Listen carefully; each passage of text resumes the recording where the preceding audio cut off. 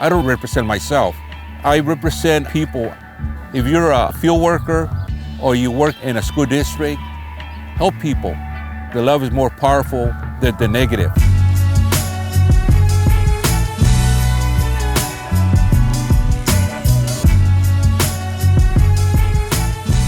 The first time that I saw a lowrider that I really fell in love with, I was at a bus stop in a high school. I liked the way the car sat in the ground, the look of it, the whole thing, and I fell in love with it. So that summer I worked in the fields and I had enough money generated that I bought me a car. It was a 64 Chevy Super Sport. So when I went to high school as a sophomore, I had my car. That's my first car, and that's when I fell in love with vehicles and low riding.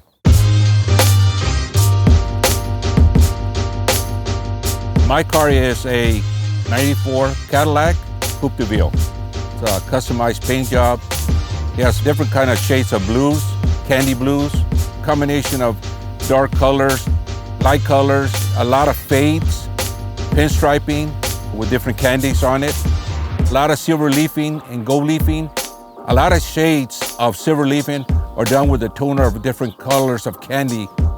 It was a long process, but at the end it came out real nice. It has 13-inch tires. Also, it has some wire wheels that were custom made. They're Zenas. The paint job on the rims are almost exactly like the paint job on the car itself.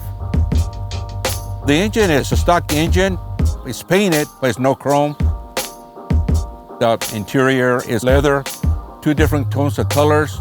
My dashboard is all customized fiberglass and it's painted like my hood.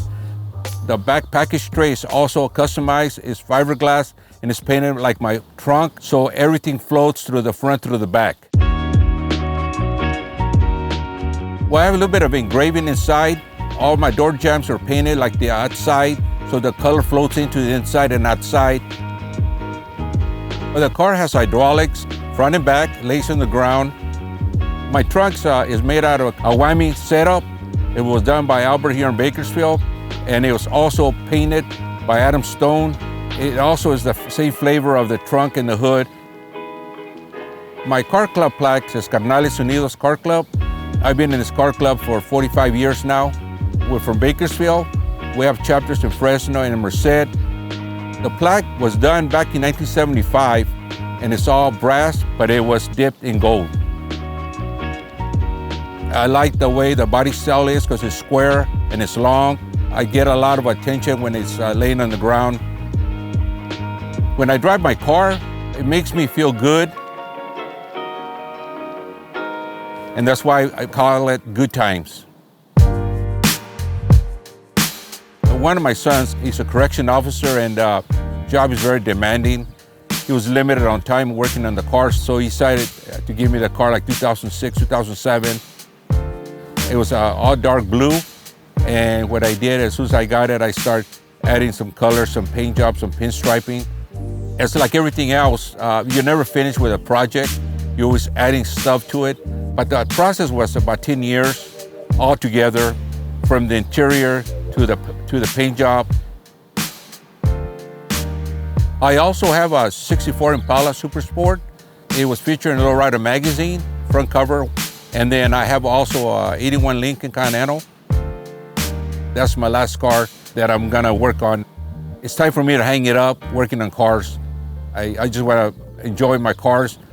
It's been a long road and it's been a pleasure working on cars, but I'm done with that.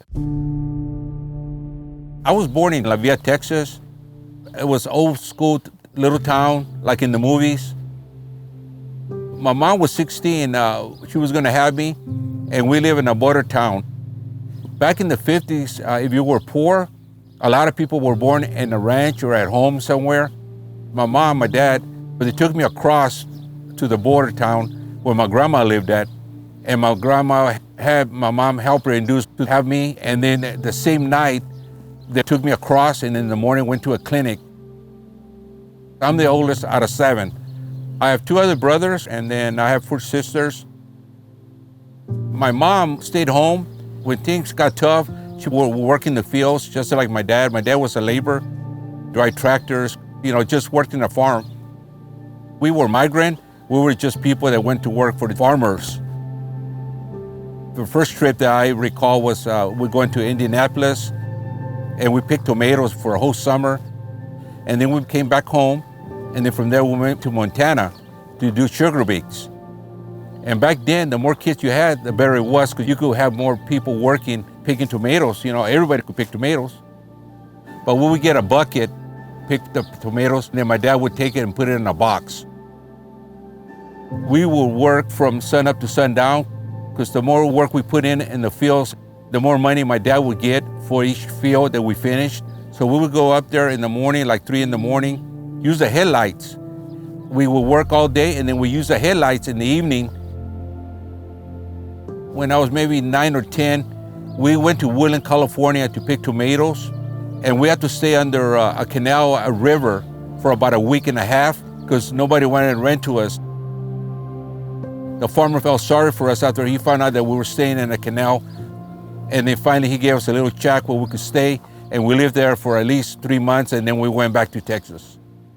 Another summer, we ended up in Napa Valley, harvesting peaches, grapes, plums, apricots, and then as we were coming home back to Texas, we stopped in Bakersfield, and we never left. I've been here since then. My father, he wanted me to carry his legacy as being a contractor and working in the fields. He had his dream and I had my dream. So when I was 17, I got a part-time job, and I graduated in 71 and went to the Marine Corps.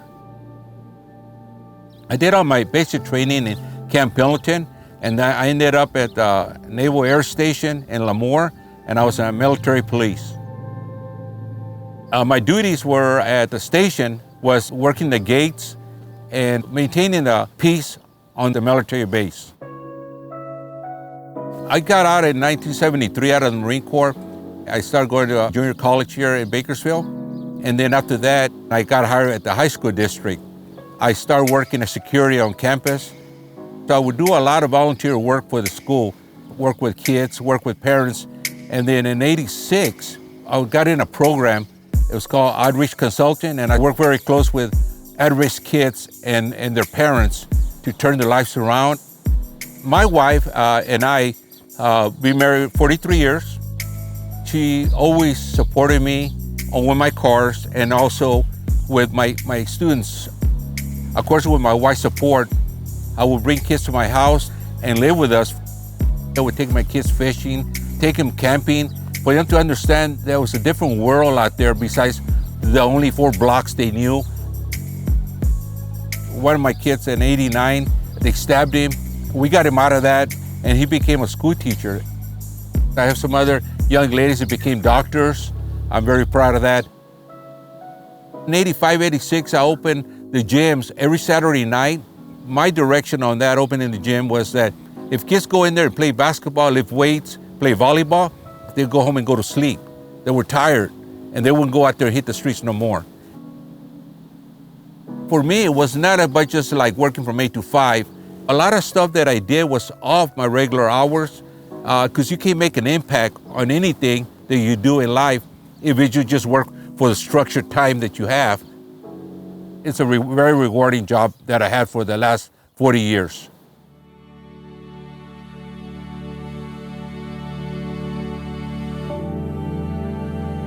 I recently retired, but I've been coaching for the last 5 years, wrestling at the high school where my son goes to. We had probably 60 students, wrestlers, females and males wrestling. We come from a low-income school, so we had limited help from our parents, so my wife and I took the role the last 5 years, providing whatever the wrestlers needed. All the advertisement, all the fundraising, all the clothing that they wore, my wife and I would purchase that. I live in a ranch, and we have campouts where they come in, and then my wife provides dinner for them, and then we sit down and talk. The majority of our kids now these days, they want to be part of something. Wrestling was the tool that we use to get them and try to have them succeed for a better life. I have a mural in my back, in my wall, in my garage. It tells my whole life story from being born in Texas, being in the Marine Corps, starting the car club. I don't represent myself. I represent people. If you're a field worker, or you work in a factory, or you work in a school district, help people. If you believe in something, things will get done. Take baby steps. If it's not today, maybe tomorrow, but continue on the direction that you are having, and eventually you'll get there. You know, there's really no magic to what we do in life. The only magic you have is you. You make miracles happen. It's not gonna happen by itself. My name is Harvey Reyes. I'm a wrestling coach and a retired high school counselor. And I am a lowrider role model.